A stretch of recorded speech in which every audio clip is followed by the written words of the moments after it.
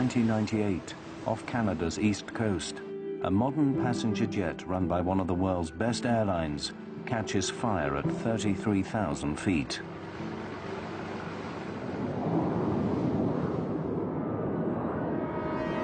Swissair 111, we are dumping fuel now and we must land immediately. In its final 6 minutes, communications from the cockpit cease. It's burning already! Then the plane plummets into the ocean.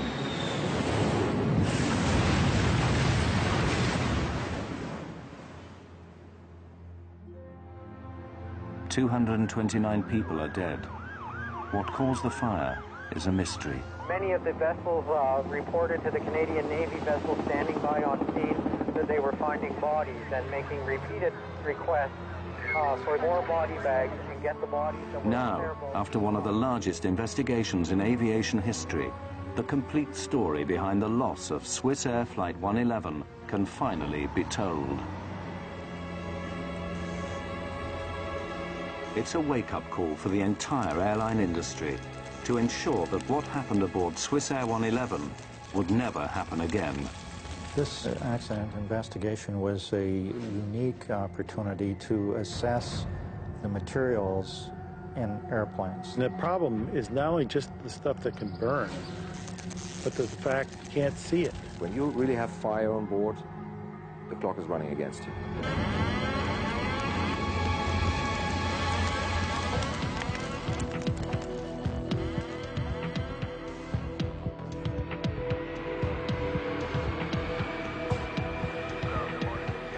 September the 2nd, 1998.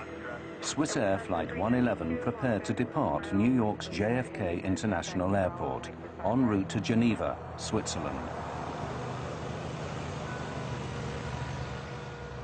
The aircraft was a McDonnell Douglas 11, or MD-11, a model first developed in 1986 as a highly automated, modern replacement for the antiquated DC-10. It was considered one of the most reliable passenger jets in the skies, and Swissair pilots were among the world's best trained. Okay, after start checklist. Engine anti-ice. Not required. Roger, not required. Auto brakes. Take off. Swissair 111's pilots were Captain Urs Zimmermann and First Officer Stefan Loew. Swissair 111, hold short, 31 left. Zimmermann encouraged an easygoing atmosphere in the cockpit, but he was also known for his by-the-book precision. When not flying, he was an instructor of new pilots for Switzerland's national airline. Take off checklist. Flaps and slats. Flaps set, 15 degrees. Set at 15.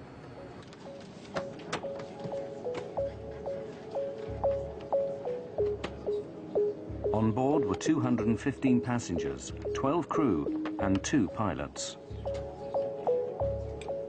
Most were French, American or Swiss. 23-year-old Stephanie Shaw was on her way home to her parents in Geneva. Stephanie was blessed in many ways. She was physically very attractive. She was an intelligent girl. The reason she went to New York was that she had been invited to become a member of the World Economic Forum, which is based in Geneva, and she wanted to have this trip before she joined. She was a darling, an absolute darling. 8:18 p.m. Swissair 111 Heavy, clear for takeoff. Cleared for takeoff. Roger, Swissair 111. For safety, the Swissair pilots push the throttles forward together, ensuring no single pilot can botch a takeoff. Yard. D2. Swissair Flight 111 lifted off and made her way northeast, toward the open Atlantic. For the first 15 minutes after takeoff, there was no communication from Swissair 111. It was an unusual, small detail that would later baffle investigators. Well, it does happen occasionally. They had not yet reached what we call the North Atlantic track system, where then you're not really usually in radio contact. So I thought it was a little abnormal, but it appears it was just nothing more than a mistaken radio frequency. When the guy dialed it in and swapped over the radio, he had put in the incorrect frequency, and evidently just, you know, they didn't make another attempt at contacting someone. It was strange, and I agree with you. It was kind of like, whoa, that's interesting.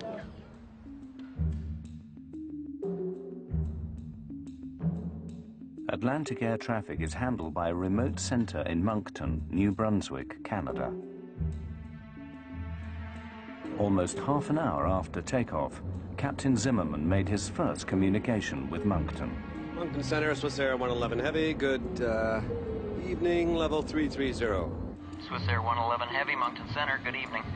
Reports of occasional light turbulence at all levels. Moncton, Swissair. It was a perfectly normal transatlantic crossing.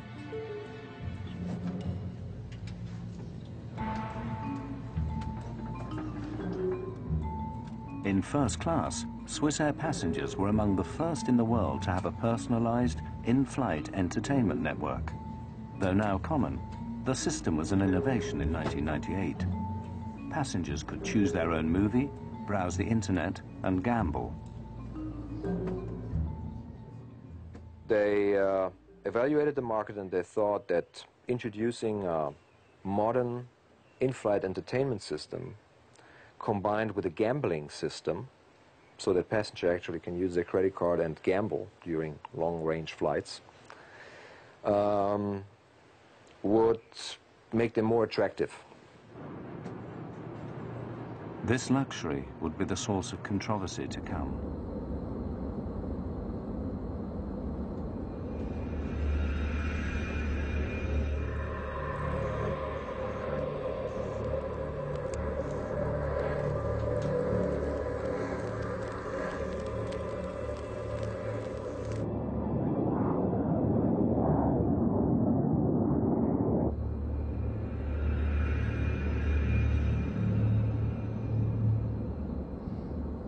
You smell something?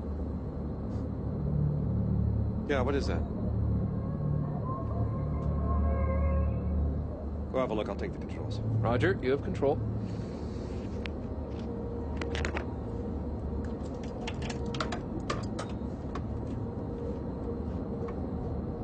First Officer Love investigated the area near the air conditioner vent. Harmless smoke traces from air conditioning systems are common on commercial jets. I don't see anything, Urs. And there's nothing up there now.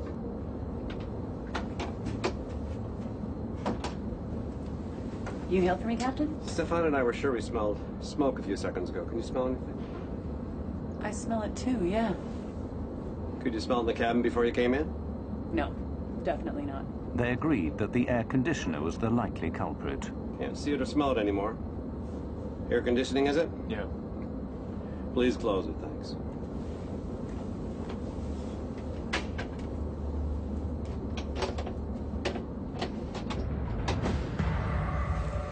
Behind the sealed panel, the pilots could not see that the problem was getting worse.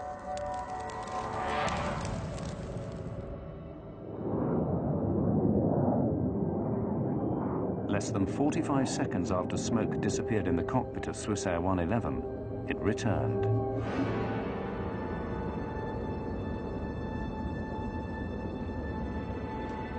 Zimmerman followed Swissair procedure. There it is again. He made plans to divert to the nearest place to land.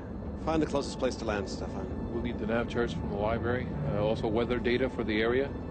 Boston's close.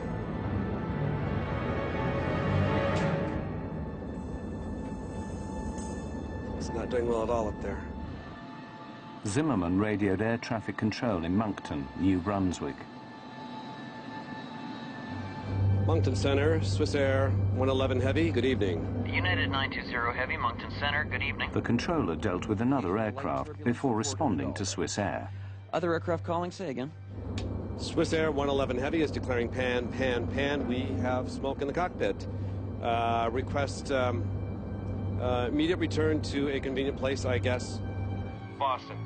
Pan, pan, pan is an international term used to notify air traffic control of an urgent situation. one step below declaring Mayday. You say to Boston you want to go? I guess Boston, we need for some weather there. We are starting right turn here, Swissair 111 Heavy. Swissair 111, roger, and... Descent to flight level 310. 310. 310, Swissair 111 Heavy. This is the first interview with one of the air traffic controllers in Moncton. My name is Bill Pickrell, and on September 2nd, 1998, I was one of two Halifax terminal controllers working the evening shift. The pan in any kind of a special condition is usually dealt with as an emergency, and this in fact was dealt with that way. The aircraft was immediately given priority, and the high-level supervisor initiated a call to the Rescue Coordination Center. Pickrell's colleague determined that Swissair 111 was just 66 nautical miles from Halifax and 300 from Boston. But Captain Zimmerman had chosen an airport he knew. A lot of times when you're having a problem, you would rather be dealing with an issue where you're much more familiar with the airport, because that relieves a little stress on you. This is his initial problem. He's sitting there, he's looking up there, and he's trying to think, well, I've got smoke here. Now, what does it mean? Let's see, where are we? Where's the closest place I can go to that I can talk to a Swissair mechanic? Boston.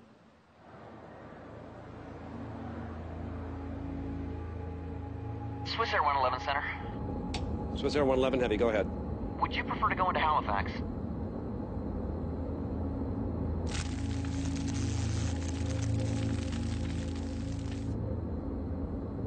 Or we better put the mask on.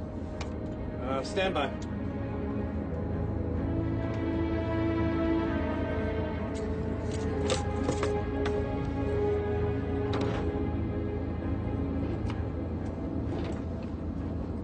Realizing their location, Zimmerman decided Halifax was now the best option. Affirmative, Swissair 111 Heavy. We prefer Halifax from our position. Swissair 111, roger. Proceed direct to Halifax. Descend now to flight level 290. Level 290 to Halifax, Swissair 111 Heavy. A British Airways pilot in the area offered the crew what little help he could. Swissair 111 Heavy from Speedbird 214. I can give you the Halifax weather if you like. Swissair 111 Heavy, we have the oxygen masks on. Go ahead with the weather. It's the 300 Zulu weather. Swissair 111 commenced its descent to below 30,000 feet. The pilots calm and in control. It would take about 20 minutes to reach Halifax. 80, over. Roger, Swissair 111 Heavy, we copy 2980. Swissair 111, you're cleared to 10,000 feet. And the Halifax altimeter is 2980. Swissair 111 Heavy, 2980 at 10,000 feet. And Swissair 111... Can you tell me what your fuel on board is? Stand by for this. Speedbird 1506 is at Tusky, listening out. Speedbird 1506, roger. The controller signed off with another aircraft. His jurisdiction was high-altitude flights. As Swissair was on descent to Halifax, he hands over responsibility to Bill Pickrell. At that point, everything was normal. I gave the pilot an initial descent, and he requested to level off at an intermediate altitude to get the cabin in order for the landing, which I took to mean that they needed to pack away dinner trays and things like that. It was an indication to me that while his situation was unusual, that they weren't considering it as an emergency at that time. Watch your speed, Stefan. Don't descend too fast. Roger.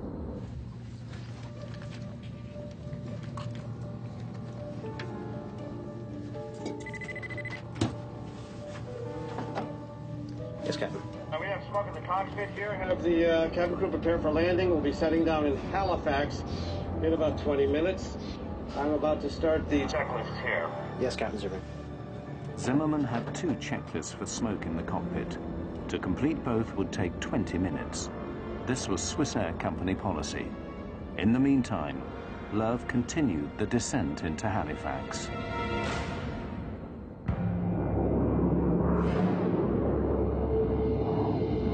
Stefan, I'll need you to handle the radio while I do this checklist. All right.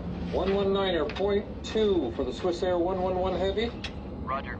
Swissair 111 was now at about 25,000 feet. Pickrell advises them to descend to 3,000.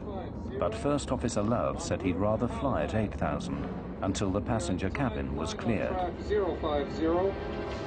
Swissair 111. Their attitude underscored the sense of control in the cockpit. 979. From my point of view, it gave all initial appearances that it should be a fairly straightforward operation, that assuming that everything happened normally, the aircraft would require a minimum of handling to lead them into Halifax. Swissair 111, you can descend to 3, level off at an intermediate altitude if you wish, just advise. But Pickrell was concerned the plane was not coming down fast enough. It appeared that the aircraft might have been a little bit high, and I wanted to ensure that the pilots were aware of how far they were from the airport, how many miles they had to fly, so that they could judge their own descent and make their decision about what they wanted to do. Roger. At the time, we descend to 8,000 feet, and we are clear at any time to 3,000 feet. I keep you advised. Okay, can I vector you to set up for runway 06 at Halifax? Roger, a vector for 6 will be fine. Swissair 111 Heavy. Swissair 111, roger, turn left heading of 030. Left heading 030 for the Swissair 111 Heavy.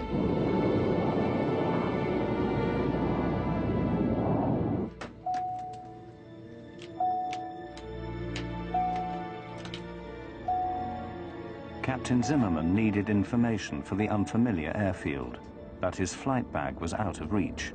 He summoned the flight attendant to help. You hailed me, Captain. For 2 minutes now. I need that flight bag there. It's got the approach charts for Halifax.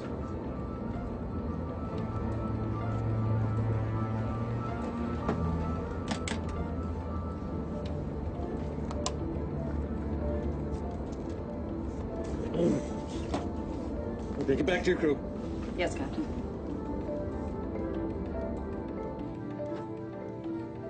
This is your matron at cabin speaking. The chief flight attendant notified passengers that the flight was being diverted. There was no panic. The plane was flying normally, and there was no sign of smoke in the cabin. Swissair 111, the localizer frequency is 109.9. You've got 30 miles to fly to the threshold. We're going to need more than 30 miles. But still at more than 20,000 feet, Swissair 111 was too high to make a landing in just 30 miles. The frequency is 109.9 for the localizer. Okay, roger, 109.9, and we are turning left, heading north, Swissair 111 Heavy. And we've got to dump fuel. Agreed. So far, communications from Swissair had been calm. Still, Moncton Centre initiated emergency efforts at Halifax Airport.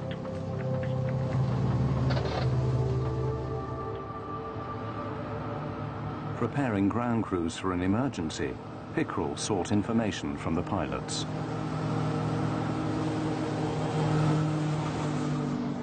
Swissair 111, you have time. Could I have your number of souls on board and your fuel on board, please, for emergency services? Roger. At this time, fuel on board is 230 tons. We have to dump some fuel. May we do that in this area during descent? Pickrell was surprised to learn so late that Swissair 111 needed to dump fuel. At that point, it became more of a complicated situation. In fact, with every transmission after that, it became more and more complicated. Pickrell considered his options for a safe place that wouldn't take the aircraft too far from Halifax. He decided to direct the plane over St. Margarets Bay, about 30 miles from the airport. The other choice, if he had said he needed to stay close, was to start the aircraft in a right-hand turn to set him up for any of the other runways. I had to keep him flying in a circle or a constant track so that he wouldn't fly back into his own fuel, which would have been not good. Dumping fuel is standard procedure. A fully fueled passenger jet is too heavy and could break up on landing. Are you able to take But co-pilot Love wondered if, given their situation, they might forgo the regulations. They want us to turn to the south. Should we just forget about dumping and just land? No, dump it. Okay, we are able for a left or right turn to the south in order to dump. I initiated the vector back toward St. Margaret's Bay to start him in that direction. It indicated to me that, again, it wasn't a critical situation on board, that in fact he did have time to be able to go back and dump his fuel over the water. Swissair 111, roger. Turn left heading of 200 degrees and advise me when you're ready to dump. It will be about 10 miles before you're off the coast.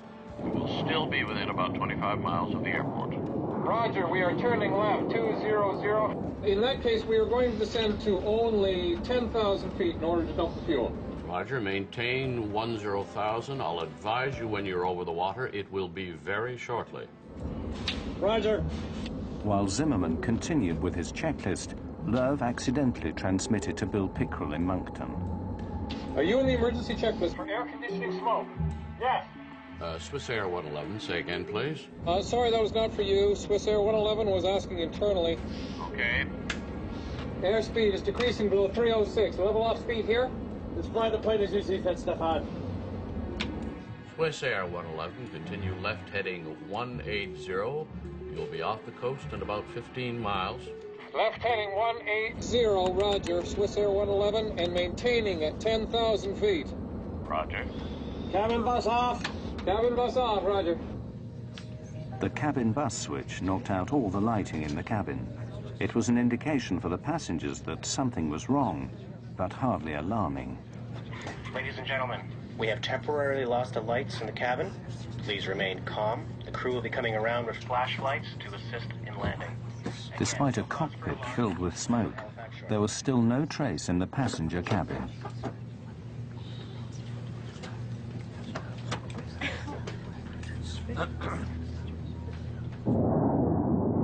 You will be staying within about 35, 40 miles of the airport if you have to get back to the airport in a hurry. Okay, that's fine with us. Please tell us when we can start to dump the fuel.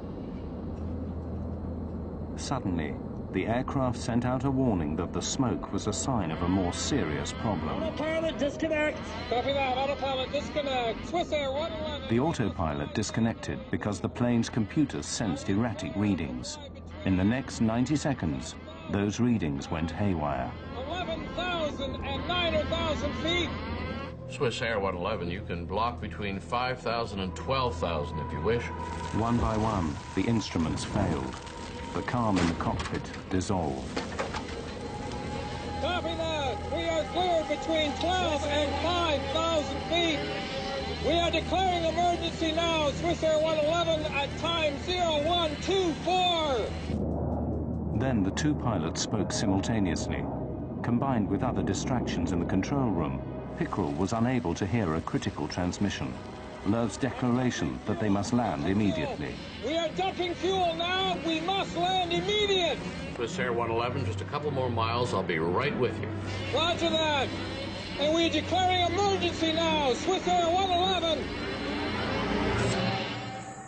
Missing this transmission is a moment Bill Pickrell relives today.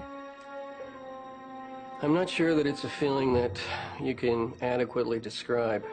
I recall reviewing the events of that night 1,000 times to determine if there was something additionally that I could have done, or if there was some mistake that I might have made, or was there any way that I contributed to this. And eventually I was able to come to the point of realization that there wasn't anything that I could have done, that everything that could have was done. Now there was nothing to do but wait.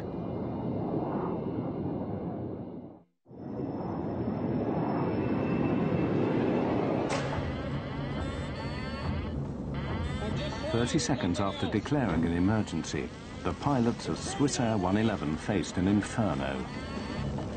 All my screens are down. I'm flying on standby instruments, maintaining 300. Swissair 111, you are cleared to commence your fuel dump on that track, and advise me when your dump is complete. Soon after I gave him authorization to commence the fuel dump, there was no acknowledgement.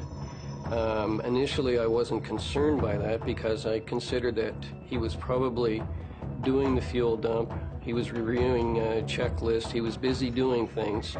And as per our training, we're told not to bother the pilots in those kinds of situations. Swissair 111, check. You are cleared to start the fuel dump.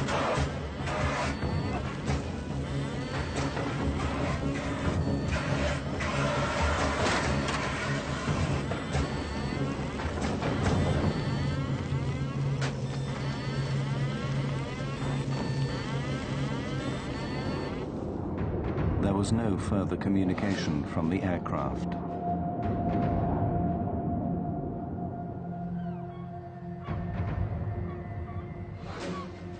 Six minutes later, residents of Peggys Cove heard a devastating explosion.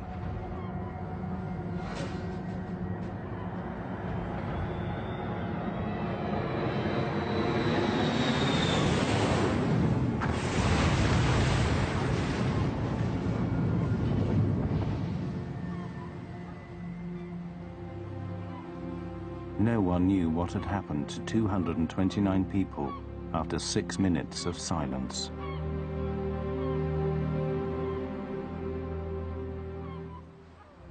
It was probably one of the most helpless feelings that any individual can have, not being able to do anything but just sit and watch the target and hope that it would turn back toward the airport. And of course it didn't.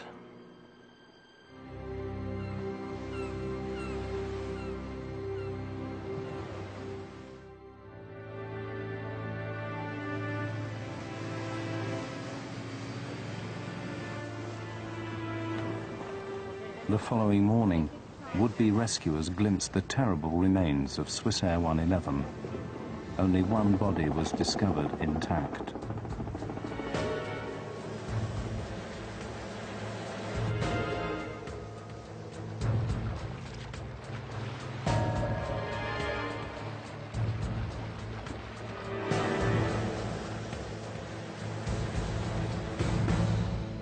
In Geneva, Ian Shaw had a premonition about his 23-year-old daughter, Stephanie. That night, the night on which she was due to return, for reasons I can't explain even now, I was restless and I was disturbed, and I slept early and woke while my wife was still awake and asked her if she had had news of Stephanie. No, she had not, but she didn't expect to have news of Stephanie. We knew she was coming on that flight and that she would certainly expect me to be at the airport to fetch her in the morning. I awoke around 6 Geneva time, and on television there was a report of the crash of Swissair 111. And I knew instantaneously that we had lost our daughter. Air traffic controller Bill Pickrell was in shock. It's a strange experience. I'm not sure that I can adequately express the feelings, but it's you work to provide a service, and you read about aircraft flying into a mountain or ending up in a swamp in some distant country, but you never expect that it's going to happen in your backyard. And when it does, it's kind of a lonely experience, I guess, in one sense. The Transportation Safety Board of Canada launched what would become the largest disaster investigation in the nation's history.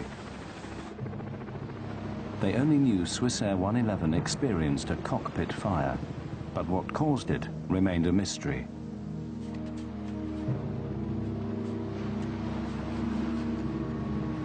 Well, this accident was a challenging one to investigate, in that initially, of course, we had to recover the aircraft from about 55 meters of water, around 185 feet. Of course, it was also in many pieces. As it turns out, it was in a couple of million pieces. So that was the initial challenge. And then after that, of course, when you have so many pieces, you need to determine which are the relevant ones and what are these pieces telling you about what happened and why. The TSB embarked on a 5-stage plan. First, divers were deployed to survey the wreckage. They discovered that the plane was smashed into millions of pieces. But as the autumn weather worsened, the risks to divers increased. At this rate, the salvage would take years to complete.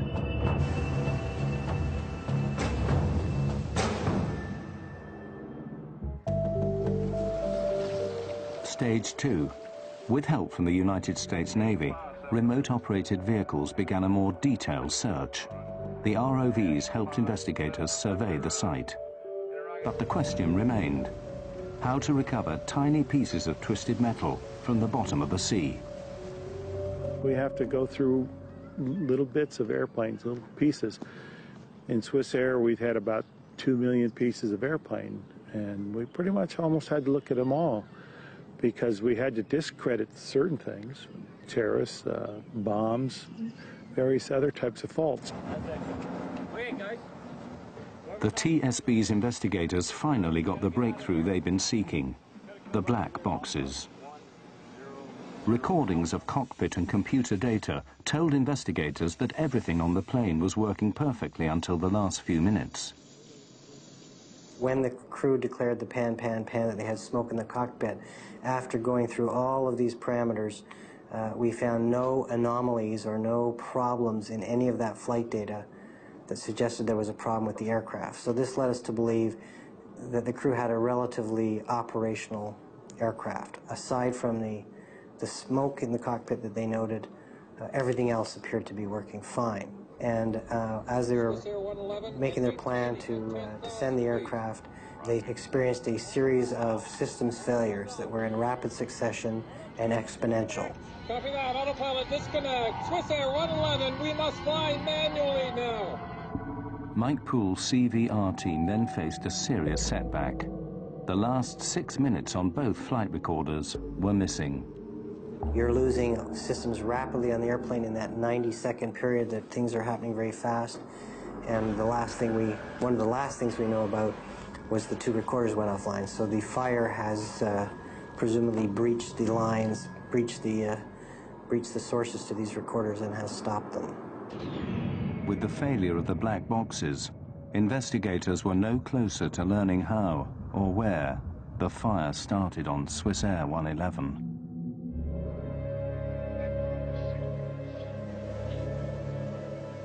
Stage 3. Barges were deployed to scour the seabed for evidence.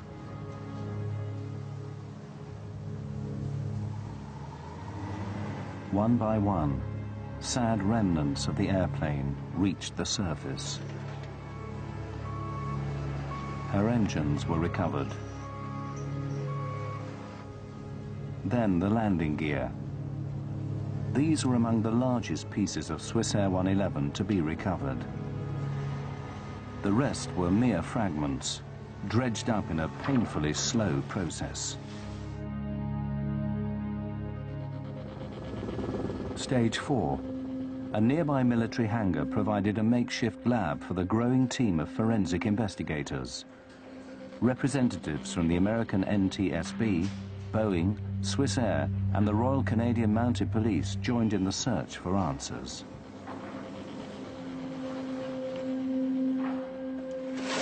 Pieces of Swissair 111 arrived by the truckload, organized into various categories for analysis.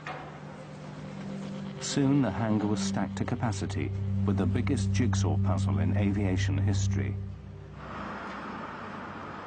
All the investigators knew for sure was that an initially small cockpit fire suddenly turned to catastrophe.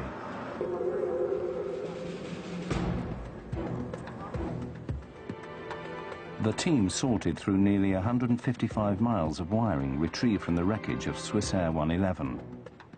Here, the first real clue: evidence of electrical arcing. Scorch marks on metal revealed that the source of the fire was in the back of the cockpit, directly behind the first officer. By examining the aircraft's wiring plans, investigators found a likely suspect: the entertainment system in first class. The system had some major deficiencies. It was getting very hot. It drew a lot of power. And thereby, for example, raising the cabin temperature considerably, because it was always running. They did not install a simple off switch, nor did they install appropriate cooling systems to cool the system down. The TSB's investigators finally thought they had the breakthrough they'd been seeking. Our report indicates that there was a design flaw in the way the in-flight entertainment network installed in the first class and business class sections of the aircraft were installed, integrated into the electrical system of the airplane. When Captain Zimmerman threw the cabin bus switch, all power to the cabin should have been switched off. But the entertainment system remained on, overheating. If you'd ask most pilots, they would say, well, if I push the cabin butt switch, it's going to turn off the things behind the cockpit. It's going to isolate that electrically for me so that I don't have to worry about that, and that I can just concentrate on those things that might affect me flying the airplane. Well, as it turns out, that this switch was kind of bypassed in this case for this IFIN, or entertainment system.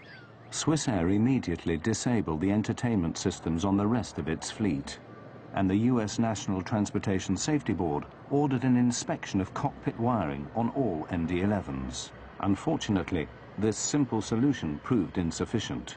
By the time that cabin switch was turned off, the fire was well underway, and so that had no real bearing on the initiation or propagation of the fire in the Swissair 111 aircraft.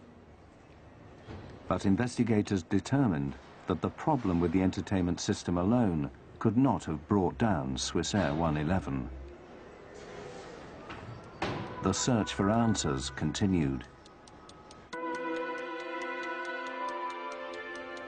Stage 5. Undaunted, the TSB reconstructed the MD-11 from the wreckage. A wireframe mock-up they called the jig provided a spine for placing tiny pieces back where they once belonged. The reconstruction revealed that the fire spread with alarming speed from the cockpit back into the first-class galleys. Some metal showed heat damage from temperatures as high as 600 degrees centigrade. As the investigation continued, some argued that the actions of the pilots may have contributed to the disaster.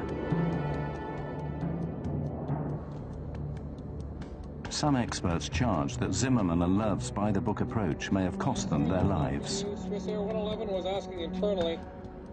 Some operators emphasized in a very early stage, land as soon as possible, and then if you have time, go into the checklist. Others said, here's the checklist, and at the end of the checklist, if that doesn't help, then land as soon as possible. Pretty contradictory to basic flying instructions where student pilots learn at a very early stage that whenever you have smoke, you have a fire, and fire means land as soon as possible. Emergency light switch on. Emergency light switch on. Unfortunately, in this case, the way the checklist was written, it didn't identify that now start towards the divert. It started more on let's try to see if we can solve the problem. And so now all of a sudden you're taking on a problem that just kind of crept up on you. You weren't expecting it. We're going to need more than 30 miles. But the TSB considered the timeline. Investigators determined that Swissair 111 would not have made Halifax Airport under any circumstances. There just wasn't enough time. In our calculation, we showed that starting at the ideal descent point from 33,000 feet, which was at about 10:14 p.m. that night, it would take some 13 minutes to get the airplane onto the ground, which would take us to 10:27 p.m. By 10:24, the systems in the aircraft were starting to deteriorate. So we believe that under these circumstances, the crew would not have been able to successfully land the airplane under those conditions with the amount of time that they had. Whatever caused the fire on Swissair, it happened at a lethal speed. The mystery remained.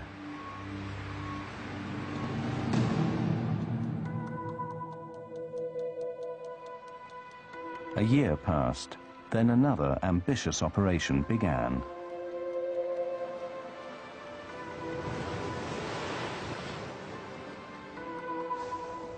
The TSB hired a sophisticated Dutch salvage ship, Queen of the Netherlands.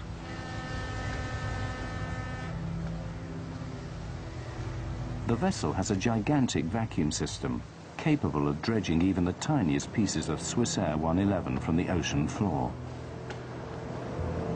A mixture of seawater, silt and aircraft were pumped into the ship's hold. This cargo was then pumped into a specially constructed reservoir on shore. When the water drained away, investigators found another 1 million pieces of the aircraft.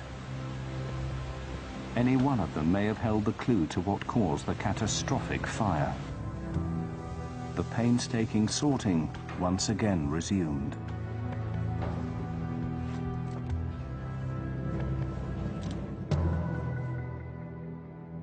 Finally, after 15 months, they found what they'd been seeking: a single faulty wire.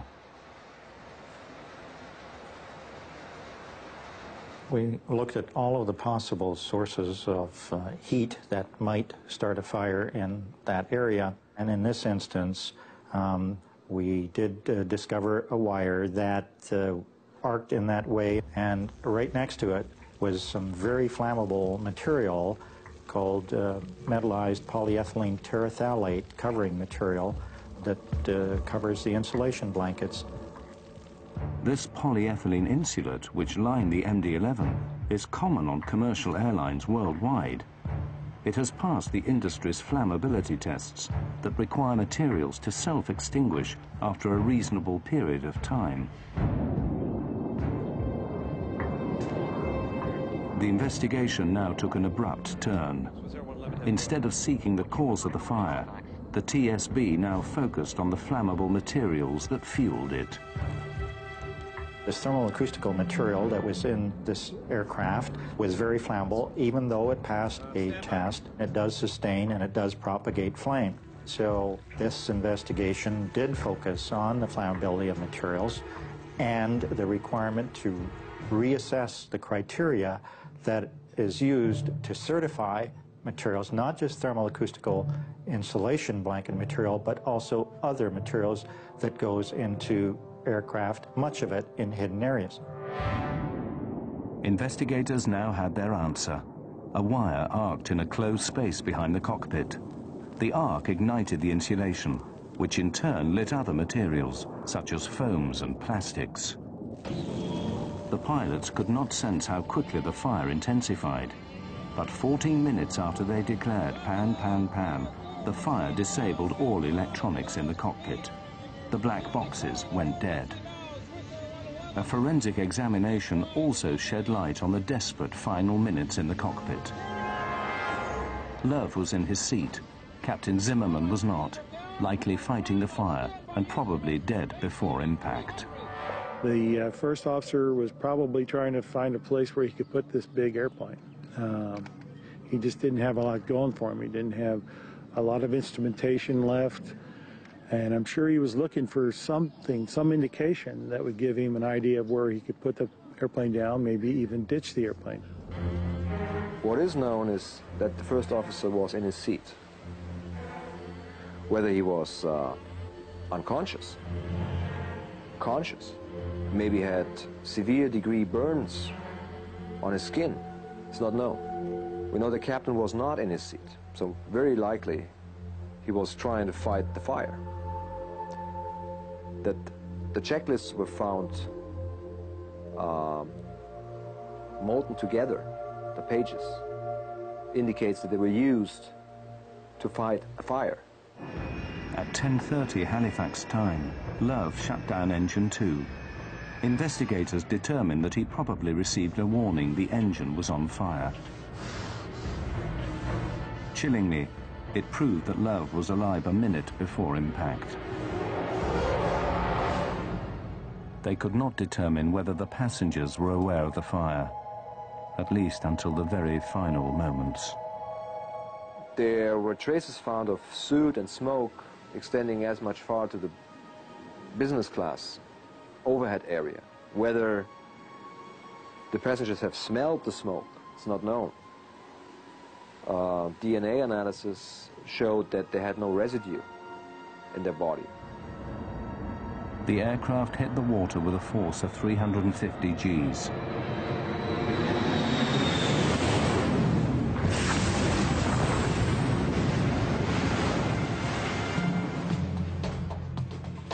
The TSB spent 4.5 years and $40 million analysing the wreckage of Swissair 111, the largest air disaster investigation in Canada's history. Their conclusion: flammable materials do not belong on commercial aircraft.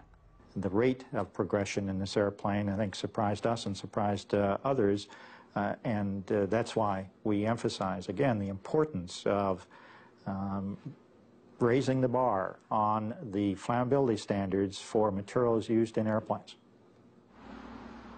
Ian Shaw waited 4 years for the report to reveal the fatal flaw that took the life of his daughter. The truth has not diminished his anger at Swissair. There has to be accountability.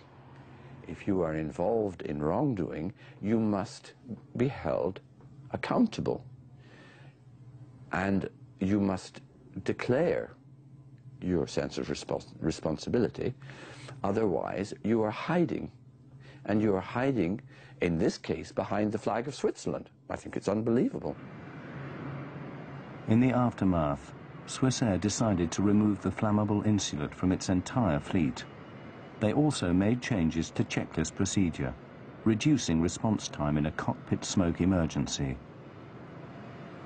Swissair did something very interesting. They modified their entire Swissair MD-11 fleet according to all these findings. They built in cameras and smoke detectors, even into hidden areas, where pilots have a little TV monitor and they can see whenever there is a smoke warning, which makes them all help gain time. And that's the most important when you have the case of, when you have a fire.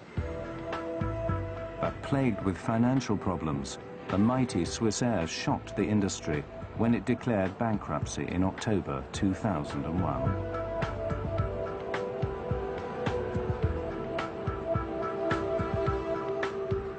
The flammable insulation that set Swissair ablaze remains in 2/3 of commercial airplanes today, but not for very much longer. The metallized polyethylene terephthalate material has been essentially banned from aircraft, and the criteria to certify that kind of material for use in airplanes has been worked on. It has not been put into law as yet, but we look forward to that being done, so the criteria is more stringent. The U.S. Federal Aviation Administration has given a deadline of 2005 to remove the material from all commercial aircraft. This major overhaul is designed to ensure that what took place on Swissair 111 will never happen again. The industry is trying to remove it, but I don't think they're removing it as quickly necessary as they could. There's always that battle. How expensive is it to do something that's replacement, or are you going to replace it in an airplane you're going to throw away in another couple of years? We have to live within certain economic realities.